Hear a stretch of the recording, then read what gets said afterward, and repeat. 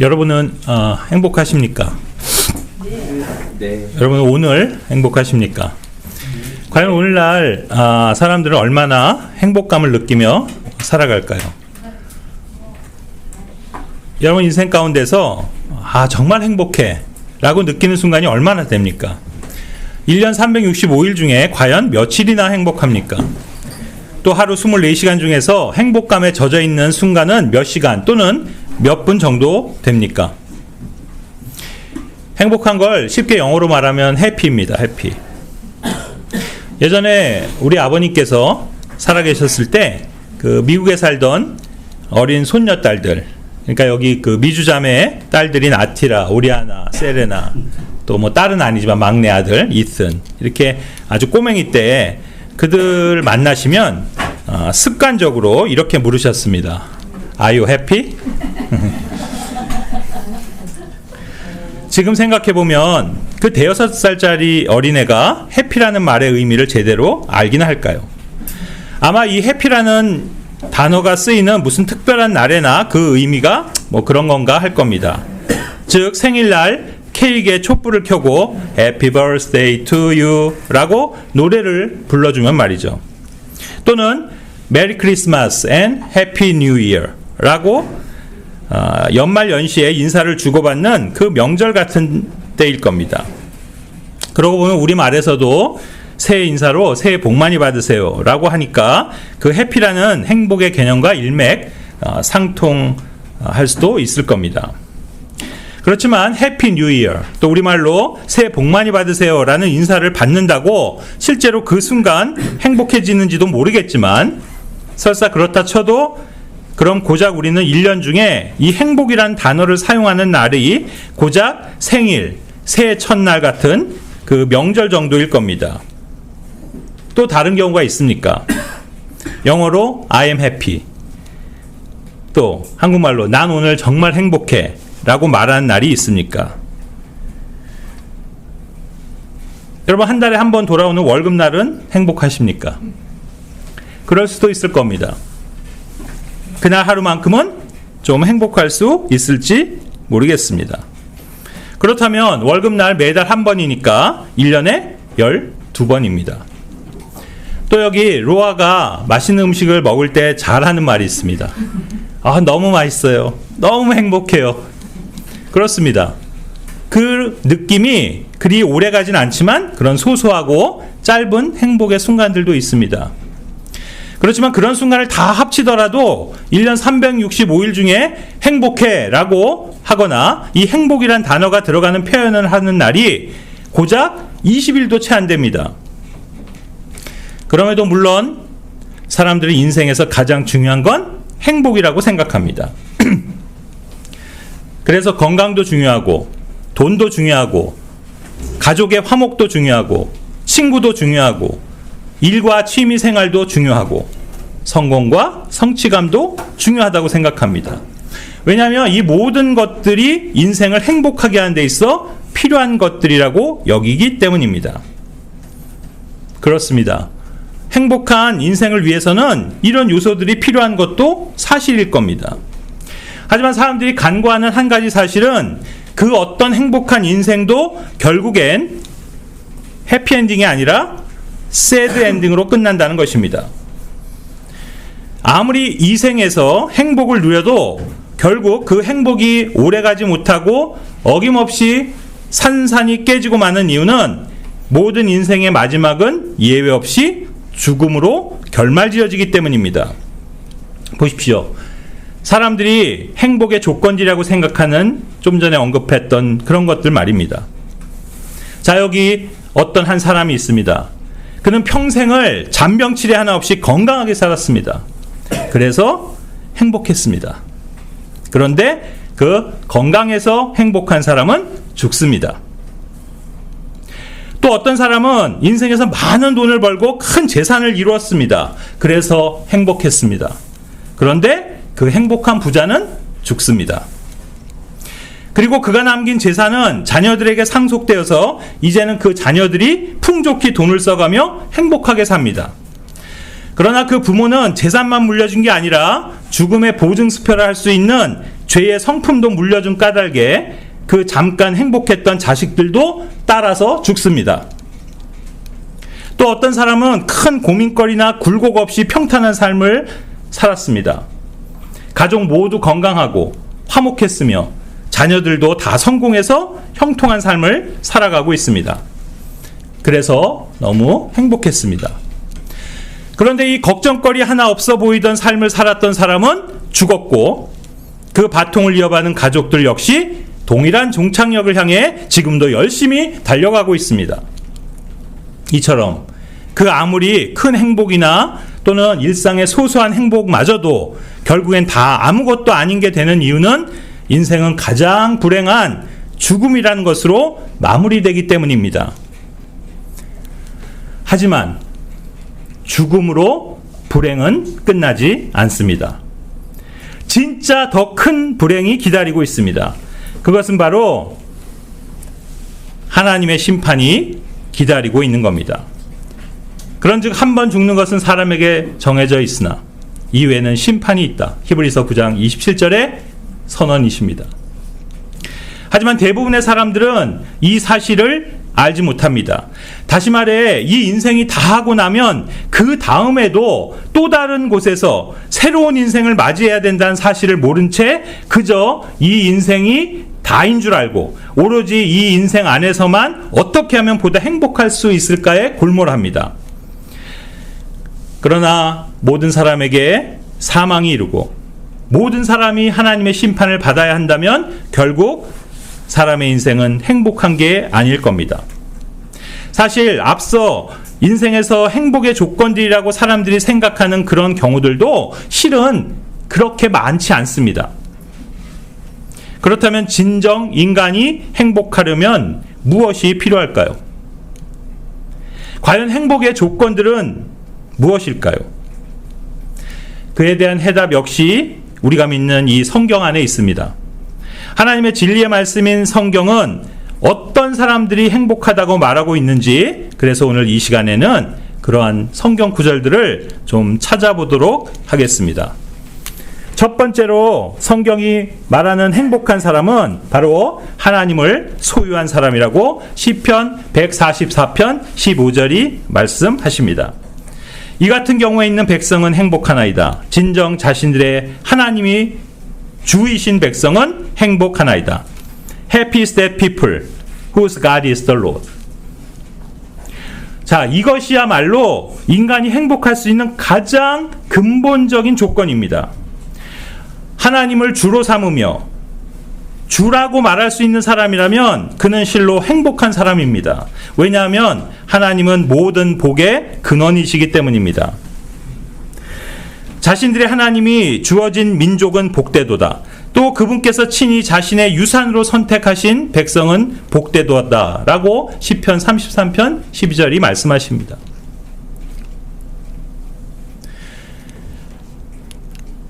보시는 대로 원래 그런 복을 받은 이 지상의 백성은 이스라엘이었습니다. 신명기 33장 29절에 오 이스라엘아 너는 행복하도다. 오 주에 의하여 구원받은 백성아 너와 같은 자가 누구냐. 그분께서는 너의 도움의 방패시며 너의 탁월함의 칼이시로다. 하지만 여기 있는 우리들은 이스라엘이 아니며 유대인들이 아닙니다. 우리는 성경에서 이방인이라 불리는 자들에게 속해 있던 사람들입니다. 그런데 바로 이 이방인들, 즉 여기 있는 우리는 사실 하나님도 없던 사람들이었다라고 에베소서 2장 12절이 말씀하십니다. 그때 너희는 그리스도 밖에 있었으며 이스라엘 국가에 속하지 않은 외지인들이었고 약속의 언약들과 상관없는 타국인들이었으며 어떤 소망도 없고 세상 속에서 하나님이 없던 자들이었느니라. 그런데 이제는 이방인이었던 우리도 하나님을 주로 삼아서 살게 되었습니다. 더 나아가 그분을 나의 아버지라 부를 수 있게 되었습니다. 로마서 8장 15절 16절입니다. 이는 너희가 두려움에 이르는 속박의 영을 다시금 받은 것이 아니기 때문이라. 그러나 입양의 영을 너희가 받았으니 그분을 통하여 우리는 아바 아버지라 부르짖느니라. 우리가 하나님의 자녀들임을 성령 그 자체께서 우리의 영과 함께 증거하시느니라. 이 세상 모든 사람들에겐 육신의 아버지가 있지만 그 모두가 하늘의 아버지를 갖고 있는 것은 아닙니다.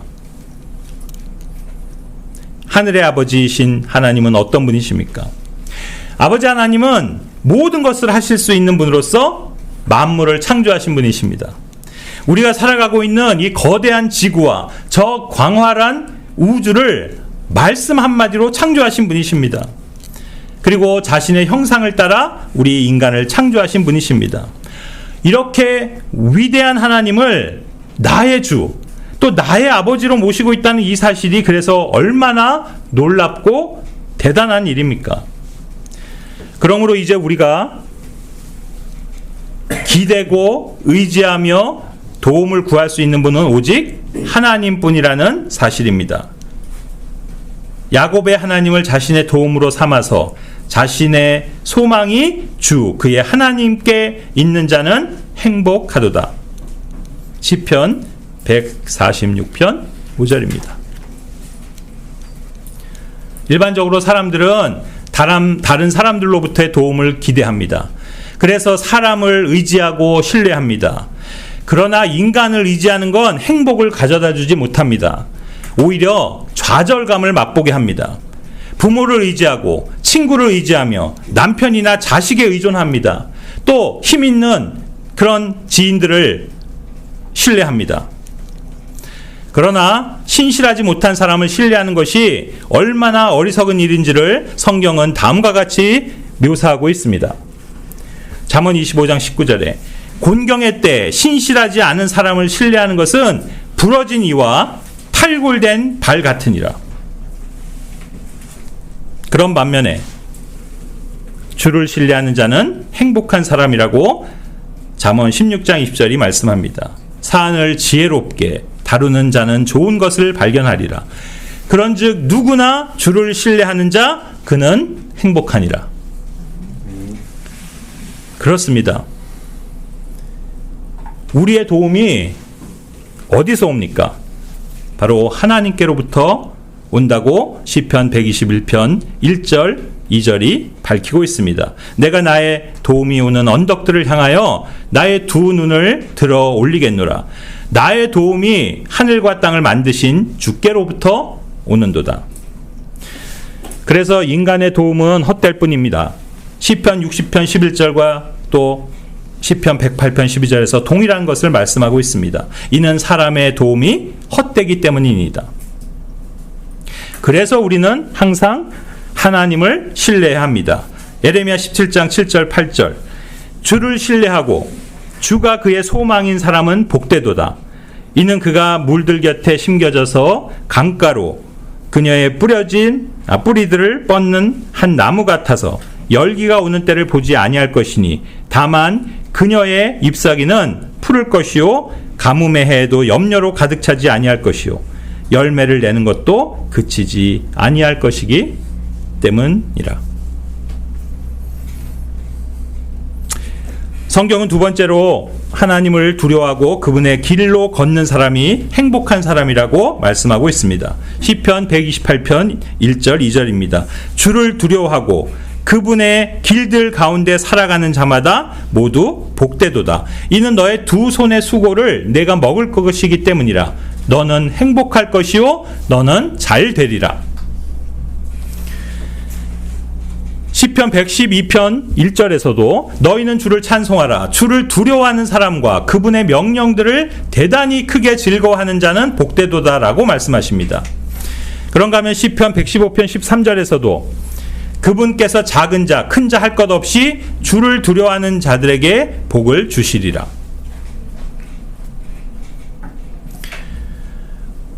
왜 두려워하는 것이 행복과 연관되는지 아십니까? 잠언 28장 14절은 말씀합니다. 항상 두려워하는 사람은 행복하니라. 그러나 자기 마음을 완악하게 하는 자는 해로움 속으로 빠지리라. 왜냐하면 그것은 사람이 두려워할 때만이 죄를 멀리할 수 있기 때문입니다. 사람은 죄가 있이는 절대로 행복할 수 없습니다.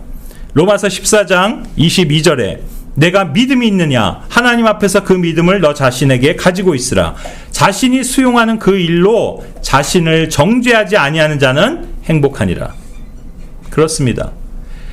내 스스로가 나를 정죄할 것이 없는 사람이라면 그는 행복한 자일 겁니다. 하지만 스스로 정죄할 수밖에 없는 그런 죄가 있는 사람은 그래서 행복과는 거리가 멀다 하겠습니다. 왜입니까? 죄의 열매는 언제나 쓰며 죄는 사망을 이루기 때문입니다.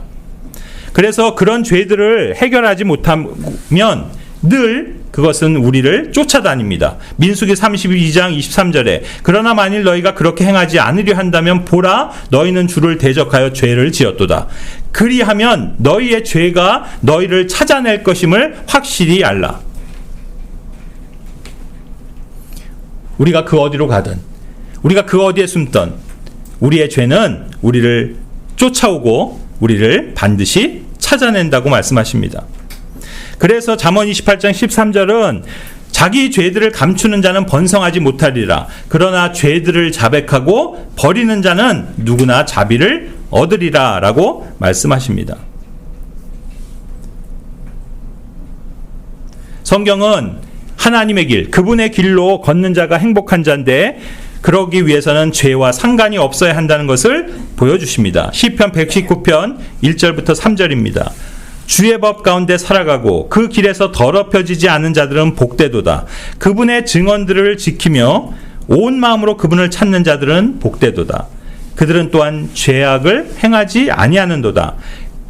그들은 그분의 길들 가운데 살아가는도다. 세 번째로 성경이 말씀하는 행복한 사람은 잠언 3장 18절에 지혜를 간직한 사람이라고 하고 있습니다. 지혜는 그녀를 붙잡는 자들에게 생명 나무니라. 그런즉 그녀를 간직하는 모든 자마다 행복하니라. 그렇습니다. 지혜를 찾고 명철을 얻는 자는 행복하다라고 잠언 3장 13절도 말씀하십니다. 지혜를 발견하는 사람과 명철을 얻는 사람은 행복하니라.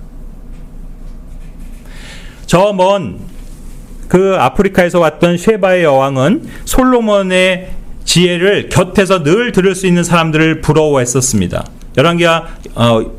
열왕기상 10장 8절에서 그가 고백하기를 당신의 사람들은 행복하니 당신 앞에서 지속적으로 서서 섬기며 당신의 지혜를 듣는 당신의 이 종들은 행복하나이다. 지혜는 생명과 연관됩니다. 이와 관련해서 잠언 8장 32절부터 36절은 우리에게 그러한 진리를 비춰줍니다. 그러므로 오 너희 자녀들아 이제 나에게 경청하라. 이는 나의 길들을 지키는 자들이 복되기 때문이라. 훈계를 듣고 지혜롭게 되며 그것을 거부하지 말라. 매일 나의 대문들에서 지켜보고 나의 문 기둥들에서 기다리며 나의 말을 듣는 사람은 복되도다. 이는 나를 발견하는 자는 누구나 생명을 발견하고 주의 호의를 얻어낼 것이기 때문이라. 그러나 나를 대적하여 죄를 짓는 자는 그의 혼을 해치느니라. 나를 증오하는 모든 자들은 죽음을 사랑하느니라.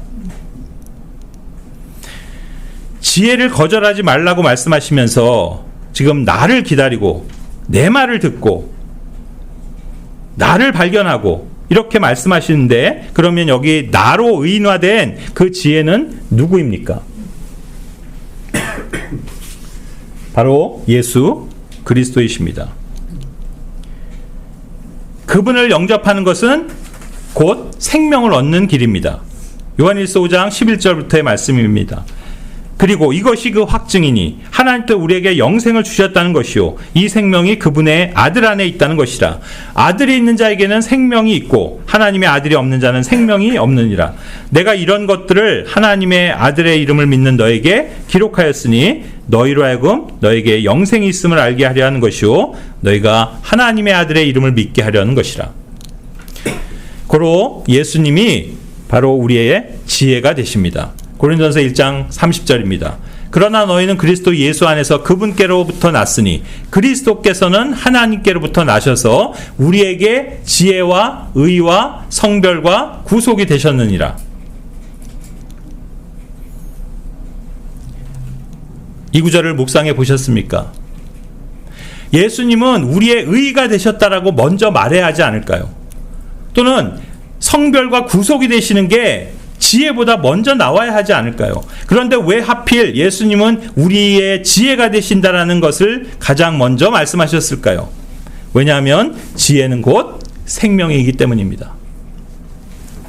네 번째로 성경이 말하는 행복한 사람은 바로 하나님께로부터 교정받는 사람들이라고 욥기 5장 17절이 말씀하십니다. 보라, 하나님께서 바로잡으시는 사람은 행복하도다. 그러므로 너는 전능하신 분의 징계를 멸시하지 말라. 시편 94편 12절도 말씀하십니다. 오 주여, 당신께서 징계하시는 사람과 당신의 법으로 가르치시는 자는 복되나이다. 잠언 3장 11절 12절입니다. 나의 아들아, 주의 징계를 멸시하지 말라. 그분의 바로잡아 주심의 실증을 내지도 말라. 이는 아버지가 자신이 크게 즐거워하는 아들을 바로잡는 것 같이 주께서 자신이 사랑하는 자를 바로잡으시기 때문이라. 이 구절은 신약 히브리서 12장에 가서 다시 한번 더 자세히 설명됩니다. 또한 자녀들에게 권하는 것 같이 너희에게 권하시는 권면의 말씀을 너희가 잊었도다. 이르시되 내 아들아, 너는 주의 징계를 멸시하지 말며 그분께 책망받을 때 낙심하지 말라. 이는 주께서 자신의 사랑하는 자를 징계하시고 자신이 받아들이는 아들마다 채찍질하시기 때문이라 하셨느니라. 너희가 징계를 견디어내면 하나님께서 너희를 아들로 대우하시나니 어찌 아버지가 징계하지 않는 아들이 있으리요. 징계는 누구나 다 받는 것이거늘 너희에게 징계가 없으면 사생하여 아들이 아니니라. 또한 우리 육체의 아버지들이 우리를 바로잡아도 우리가 그들을 공경하였거늘 하물며 영들의 아버지께 더욱 복종하고 이로써 살아야 할 것이 아니냐. 진실로 그들은 잠시 자기들이 기뻐하는 대로 우리를 징계하였거니와 그분께서는 우리의 유익을 위하여 하시나니 이것은 우리로 하여금 자신의 거룩함에 참여한 자가 되게 하려 하심이라. 이제 징계가 그 당시에는 기쁜 것으로 보이지 아니하고 슬픈 것으로 보이나 그럼에도 불구하고 나중에는 그로 말미암아 단련된 자들에게 의와 화평의 열매를 맺느니라. 요한계시록 3장 19절도 말씀합니다. 내가 사랑하는 자들을 다 책망하고 징계하노니 그런즉 열심을 내어 회개하라. 자, 오늘날 너무도 많은 그리스도인이 간과하는 사실은 하나님은 사랑하시는 자를 책망하신다는 겁니다. 육신의 부모들도 자식들이 잘못할 때 왜 꾸짖고 책망합니까? 미워서입니까? 아닙니다. 사랑해서입니다. 그런데 오늘날 많은 부모들이 자녀들이 잘못할 때에도 혼내지 않는 게 그들을 사랑하는 거라 착각해서 방관하는데 그렇게 되면 훗날 그 자녀가 더 크게 잘못되는 걸 경험하게 될 겁니다. 그래서 이런 부모는 진정 자녀를 사랑하는 부모가 아닙니다. 왜냐하면 정말 자녀가 잘 되기를 바란다면 그들이 잘못하는 경우 그들을 고쳐줘야만 하기 때문입니다. 마찬가지로 하늘 아버지이신 하나님께서도 그분의 자녀들이 잘못된 길로 갈 때 그것을 묵과하거나 수수방관하시지 않으신다는 사실입니다. 그래서 때론 책망하시고 징계하십니다. 그것이 하나님이 우리를 사랑하시는 확실한 증거입니다. 다시 말해 책망받는 자는 진정 사랑받는 자인데도 오늘날 사람들은 그것을 사랑으로 여기지 아니하면서 그것을 싫어하고 거부합니다.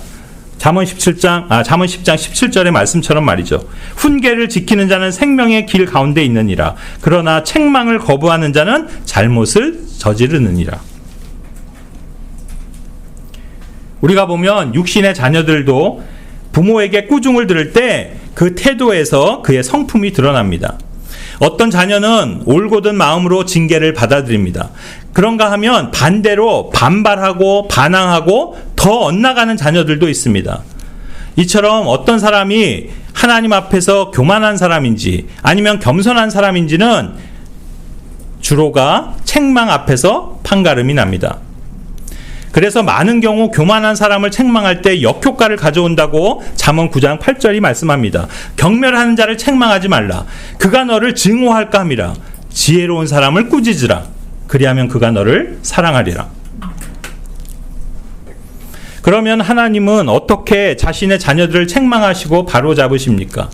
첫 번째는 하나님의 말씀으로 그렇게 하시며, 두 번째로는 환경, 즉 고난의 환경을 통해서 하시며, 그리고 또한 사람들, 곧 교회를 통해서 하시기도 합니다.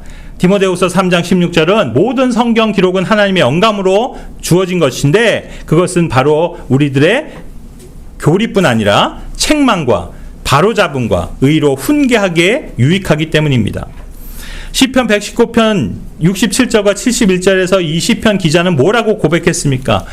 자신이 고난을 받기 전에는 오히려 잘못된 삶을 살았다고 말하고 있습니다. 그러나 이제는 내가 당신의 말씀들을 지킬 수 있게 되었다라고 합니다. 그 이유가 어디서 옵니까? 바로 그가 고난을 겪었기 때문입니다. 그래서 그는 이렇게까지 고백합니다. 이제 제가 받아온 그 고난이 저에게는 참 좋은 겁니다. 왜냐하면 제가 비로소 당신의 말씀들, 규례들을 배우게 되었기 때문이라고 고백하는 겁니다. 그런가 하면 신약 디모데전서 5장 20절은 다른 이들도 두려워하도록 죄를 지은 자들을 모든 이들 앞에서 꾸짖으라 라고 교회에게 공개적으로 주문하고 있습니다. 그러므로 만일 내가 어떤 방식이든 하나님께 징계를 받고 있다면 그것은 나를 바로잡아 주시기 위한 하나님의 사랑이라는 사실을 깨달아야 합니다. 그렇다면 그것은 참으로 행복한 일입니다. 만일 나를 책망해 준 사람들이 내 주위에 있다면 그건 정말이지 감사해야 할 조건이 되는 것입니다. 다섯 번째로 성경이 말하는 행복한 사람은 누구입니까? 잠언 14장 21절은 말씀합니다. 바로 자비를 베푸는 사람들이 행복하다라고 하고 있습니다. 자기 이웃을 멸시하는 자는 죄를 짓느니라. 그러나 가난한 자들에게 자비를 베푸는 자, 그는 행복하니라. 시편 41편 1절도 가난한 자를 숙고하는 자는 복되도다. 주께서 공경의 때 그를 구출하시리라. 여기 진리가 있습니다. 하나님은 불쌍히 여기는 자를 불쌍히 여기시며 자비를 베푸는 자에게 또한 자비를 베푸십니다. 이것은 예수님의 비유를 통해서 분명하게 알 수 있습니다. 마태복음 18장 그 23절부터 나오는 그 1만 달란트를 빚졌던 사람, 그 종이, 그러나 그것을 전부를 탕감받았으면서 자기한테는 고작 100펜스 빚진 자에게는 일말의 동정심도 보이지 않았던 그 사악한 종을 기억하실 겁니다. 그때 그 왕이 다시 그를 붙잡아 와서 그에게 추궁했던 그 말을 다시 주목해 보시기 바랍니다. 마태복음 18장 33절에 내가 너에게 동정심을 가졌던 바로 그와 같이 너 역시 너의 동료 종에게 연민을 가졌어야 하지 않겠느냐. 그렇습니다. 우리는 얼마나 많은 은혜를 하나님 앞에서 받은 사람들입니까? 그렇다면 그 은혜들을 또 다른 사람들과 나눠야 하지 않겠습니까? 특별히 물질의 소유와 관련해서 그것을 부족한 자들에게 나누어주는 일은 하나님을 매우 기쁘시게 하는 일이며, 그래서 하나님은 그런 사람을 높이시고 보상해 주신다는 사실을 기억해야 합니다. 시편 112편 9절입니다. 그가 재물을 나누어 주었으며 그가 가난한 자들에게 주었도다. 그의 의가 영원토록 지속되는도다. 그의 뿔이 존귀로 크게 높여지리라. 자, 그런데 이것은 구약적 경륜하의 지침이기도 하지만 신약에 와서도 역시 중요한 실행의 원리입니다. 갈라디아서 2장 10절입니다. 다만 그들은 우리가 가난한 자들을 기억할 것을 바랐으니 그 일은 나 또한 열심히 행하던 바였노라. 사도행전 20장 35절입니다. 내가 너희에게 모든 것들을 보여주어 왔으니 곧 그처럼 수고함으로써 마땅히 너희가 약한 자들을 지원해야 한다는 것과 주 예수님의 말씀들, 즉 주는 것이 받는 것보다 더 복되도다 라고 하신 그분께서 말씀하신 걸 기억해야 한다는 것이라. 다른 사람에게 무언가를 줄 때 느끼는 행복은 경험해보지 못한 사람은 모릅니다.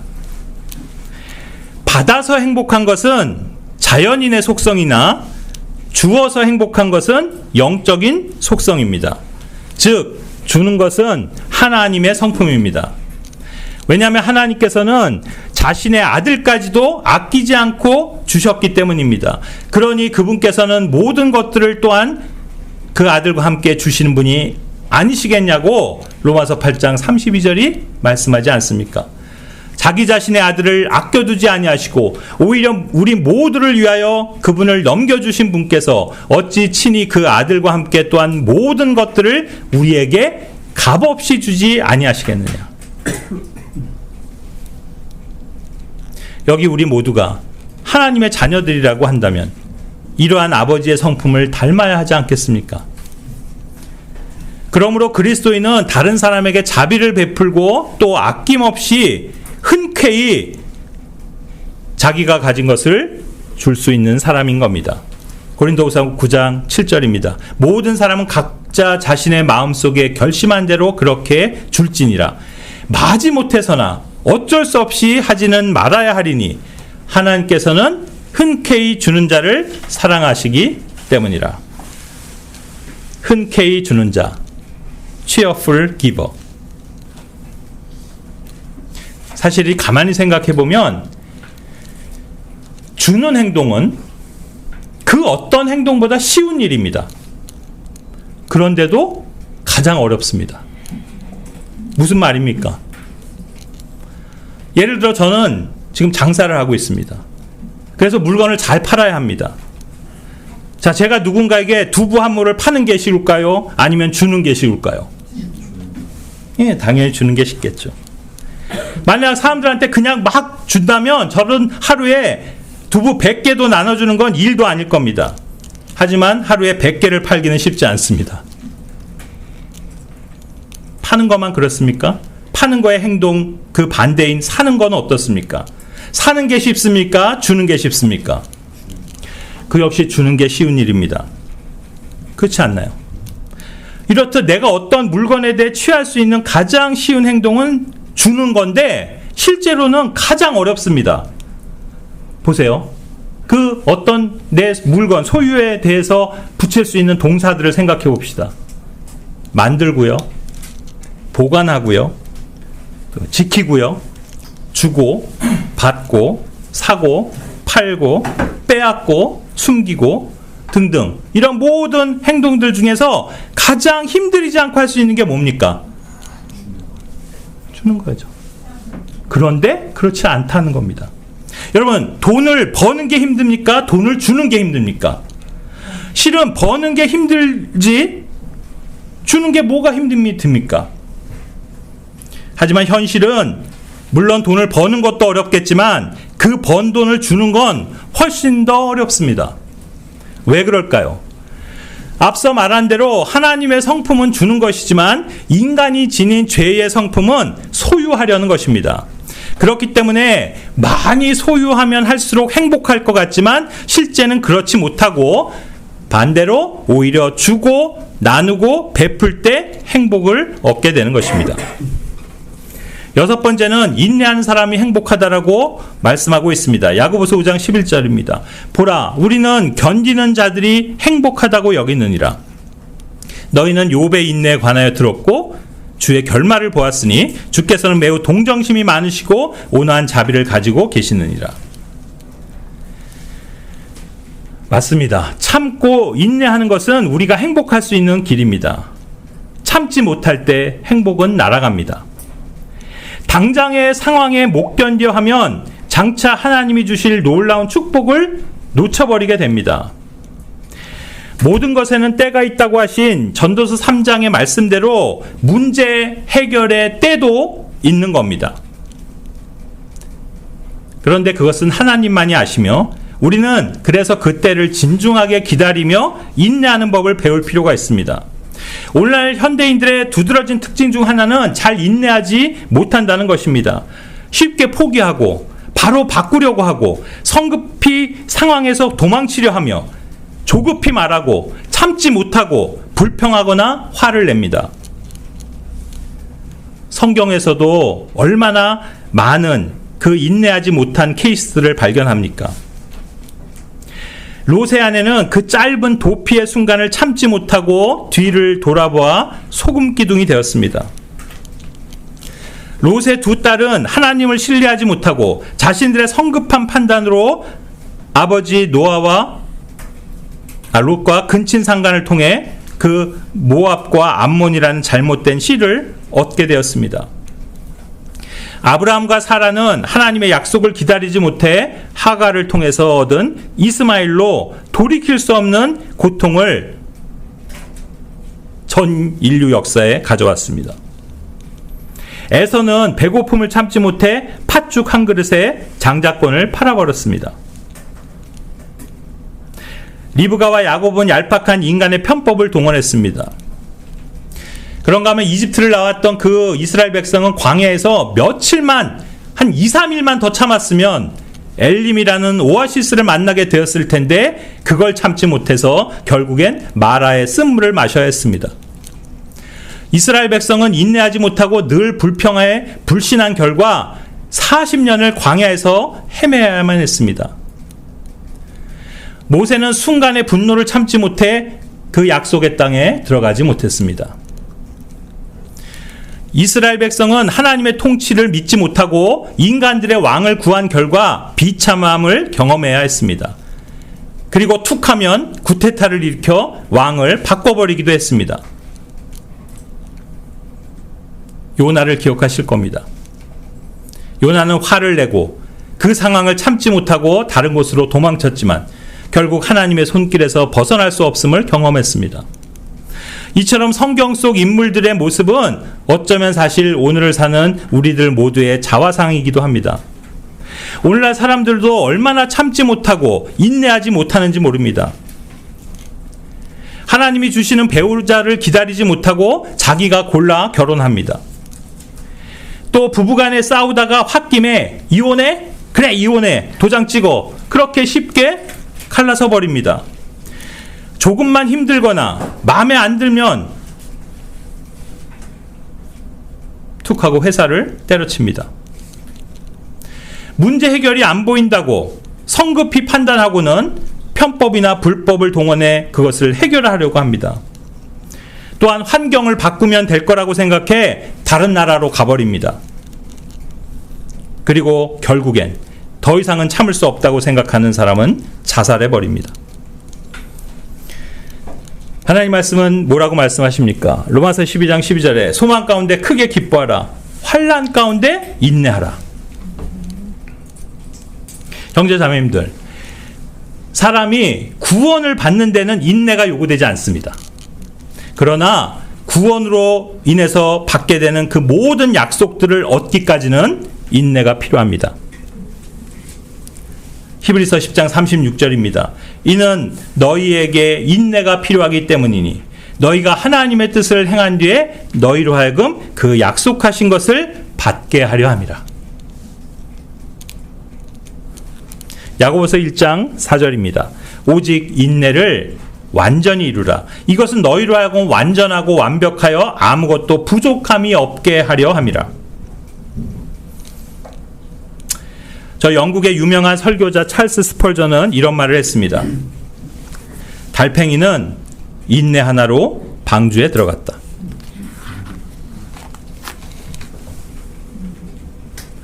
일곱 번째입니다.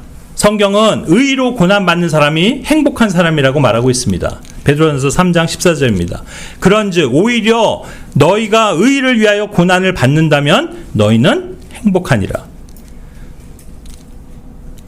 마태복음 5장 10절도 의의를 위하여 박해받는 자들은 복되나니 하늘의 왕국이 그들의 것이기 때문이요. 그렇습니다. 그리스도인은 의로운 일로 고난받아야 합니다.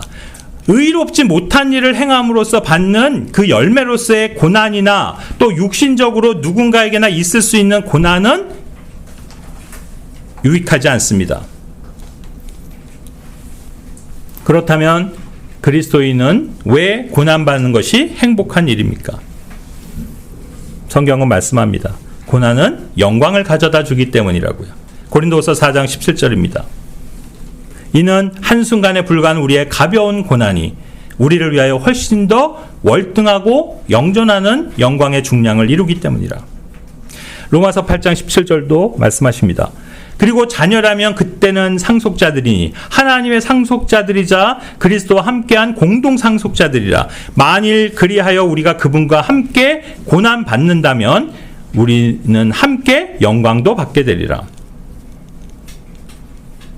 그래서 고난은 그리스도인에게 유익한 것입니다. 그렇다면 의를 위해서 고난받는 것은 구체적으로 무슨 뜻입니까? 바로 예수 그리스도의 이름 때문에 이 세상으로부터 듣게 되는 비난과 그 모욕들입니다. 베드로전서 4장 14절입니다. 만일 너희가 그리스도의 이름을 위하여 비방을 받는다면 너희는 행복하니라. 이는 영광의 영, 곧 하나님의 영께서 너희 위에서 안식하시기 때문이라. 그들 편에서는 그분께서 악담을 들으시나 너희 편에서는 그분께서 영화롭게 되시느니라. 마태복음 5장 11절에서도 예수님은 말씀하십니다. 사람들이 나로 인하여 너희를 욕하고 너희를 박해하며 너희를 대적하여 온갖 불의의 악한 것을 거짓되이 말할 때 너희는 복되도다.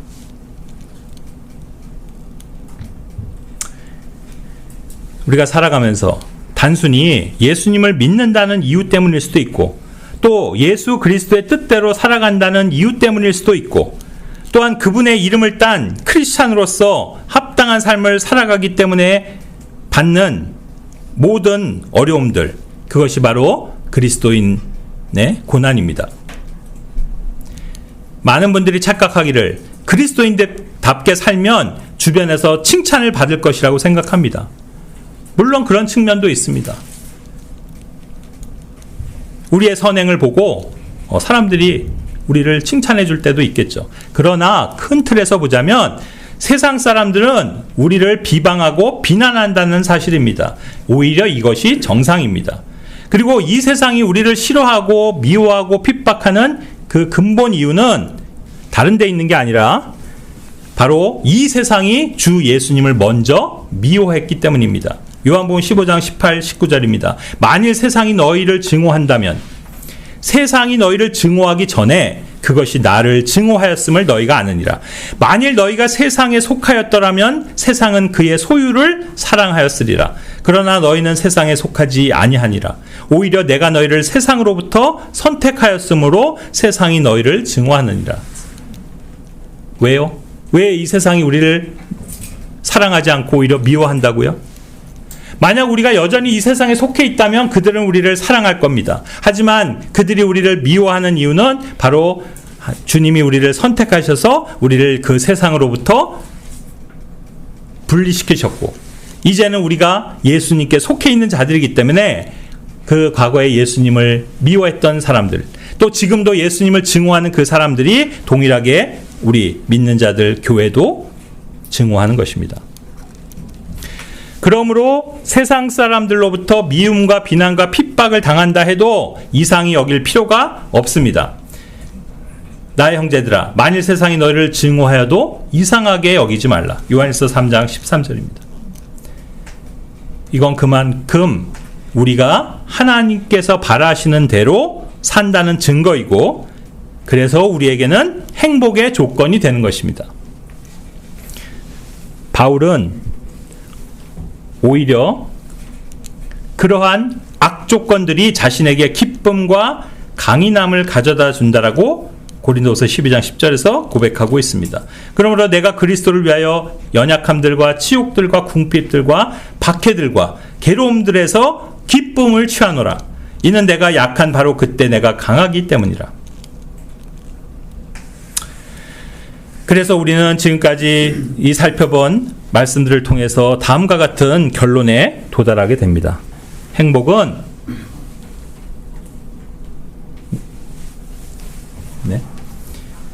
행복은 감정이 아니라 상태입니다. 혹 여러분 가운데 누가 나는 평생이 고난의 연속이야 라고 하시는 분이 계십니까? 그렇다면 그 말은 곧 평생이 행복하다는 말입니다. 이미 여기 우리 모두는 하나님을 소유하고 있지 않습니까? 예수 그리스도와 그분 안에 있는 영생을 소유하고 있기 때문에 우리는 사실 늘 행복한 상태에 있는 겁니다. 하루하루가 행복하고 평생을 행복한 겁니다. 우리는 죽을 때까지 행복하고 죽어서도 행복하며 영원토록 행복한 사람들인 겁니다. 기도하겠습니다.